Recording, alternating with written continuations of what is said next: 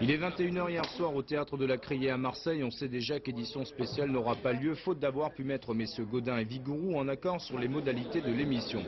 Ne devait être présent sur le plateau que les deux candidats arrivés en tête au premier tour. Le maire candidat arrive quelques minutes plus tard. Il confirme qu'après vérification auprès du Conseil supérieur de l'audiovisuel, l'émission devra se faire à 4 avec messieurs Domenech et Peuzet. Surtout s'il s'agit d'un débat. Argument suprême, c'est la régularité de l'élection elle-même qui pourrait être compromise.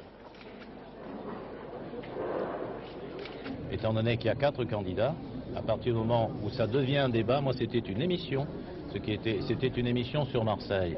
À partir du moment où quelqu'un affiche, ce n'est pas moi, que c'est un débat, je considère que, à partir de ce moment-là, on est obligé de considérer que les 4 candidats ont le droit de parole. Et pour Robert Vigouroux de repartir vers sa mairie, suivi de Bernard Tapie, visiblement agacé par la tournure des événements.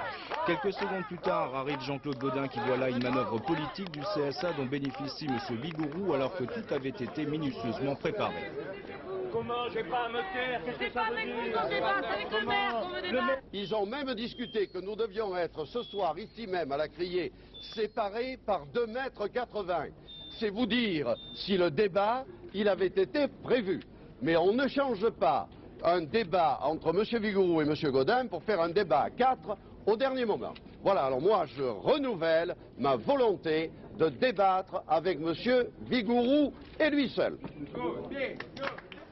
Ce matin, la campagne avait repris ses droits à l'occasion d'une dernière visite de quartier pour le maire dans sa logique du dialogue direct avec les Marseillais qu'il prône au détriment de la politique politicienne. Le deuxième tour, c'est dimanche et il entend réaliser le score parfait. Vous savez, hier je suis allé écouter Anne Sinclair qui était à Marseille et qui parlait de 7 sur 7, alors moi je pensais à 8 sur 8. Et effectivement, ça serait bien parce que ça prouverait que tous veulent ce rassemblement un petit peu en dehors de cette polémique politicienne que j'ai condamnée parce que Marseille n'a rien à en faire. On aurait pu avoir un débat très simple sur la ville, sur l'avenir de la ville, et non pas ce débat politicien tel qu'il a été voulu par certains. C'est regrettable. Pour Jean-Claude Gaudin, ce matin, c'était plutôt la déception, alors que tout au long de la campagne, il n'avait cessé de défier M. Vigouroux. M. Gaudin a vu hier soir lui échapper la dernière occasion d'engager un débat d'idées programme contre programme. Le CSA lui a joué un mauvais tour, mais il se battra jusqu'au bout. M. Vigouroux, c'était pain béni. Il a toujours refusé de faire un débat avec moi. Et par conséquent, c'était pour lui l'occasion de se dérober une nouvelle fois. Le pluralisme dans le conseil municipal, ça doit exister.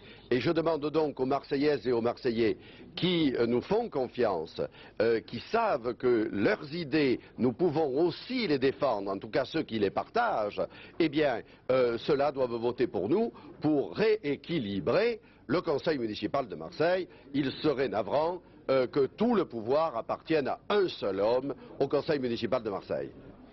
Faute de combattants, il faut bien dire que la confrontation tant attendue a capoté, mais elle aura lieu dimanche et en direct pour un dernier round arbitré par le suffrage universel.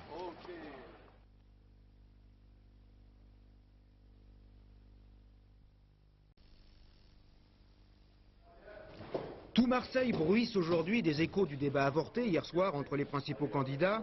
Si vous n'êtes pas Marseillais et un conseil, ne tentez pas d'entrer dans le jeu subtil des responsabilités. Il a bien donné lieu depuis hier soir à une douzaine de communiqués, d'interviews, de conférences de presse où chacun se renvoie la balle. Ce qui reste étonnant, c'est qu'au pays de la parole facile et abondante, jamais les candidats n'auront réussi à confronter directement leurs idées et leurs projets. C'était une émission et c'est devenu à cause des affiches sur les murs un débat. Une émission, je pouvais répondre à une émission, un débat, d'après ce que je sais, et je me suis renseigné, un débat, il faut que tous les candidats aient un temps de parole. Il était normal et les Marseillaises et les Marseillais avaient droit à un débat entre les deux candidats arrivés en tête à l'élection municipale de Marseille. J'observe aussi que pour M. Vigouroux, c'était pain béni. Il a toujours refusé de faire un débat avec moi. Paradoxe d'un affrontement qui s'est déroulé sur une bataille d'images, mais où jamais l'image ne s'est forgée à travers les grands médias. Michel Peuzet en sait quelque chose après le premier tour.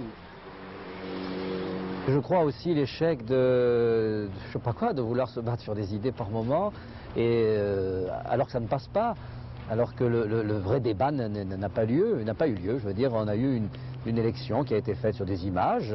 Moi, je constate, hein, je veux dire, je suis légitimiste à l'égard du corps électoral. L'image encore que celle du Front National, le temps est loin, où Jean-Marie Le Pen percevait un message d'amour émanant d'un électorat très composite. Aujourd'hui, l'élan est freiné, mais il reste un noyau dur, désormais incontournable sur Marseille. L'avenir du Front National à Marseille m'apparaît solide en définitive, dans la mesure où nous sommes les seuls finalement à avoir un électorat. Nous avons eu 40 000 voix dimanche. Je pense que nous en aurons un peu plus dimanche prochain, mais de gens qui savent ce qu'ils veulent. Les Marseillais ne se sont pas toujours autant passionnés pour cette campagne que les états-majors et les militants, et ils regardent souvent ces péripéties d'un air un peu goguenard. Ah, elle est belle, allez la grillade, monsieur. Les dés sont jetés et je crois que dimanche... Qu'est-ce que vous voulez? Les gens ils parlent, lui parle moins, il a raison. Pour moi, les Marseillais, ils m'ont jugé. Ça se passera bien. Oh, ça ne veut plus.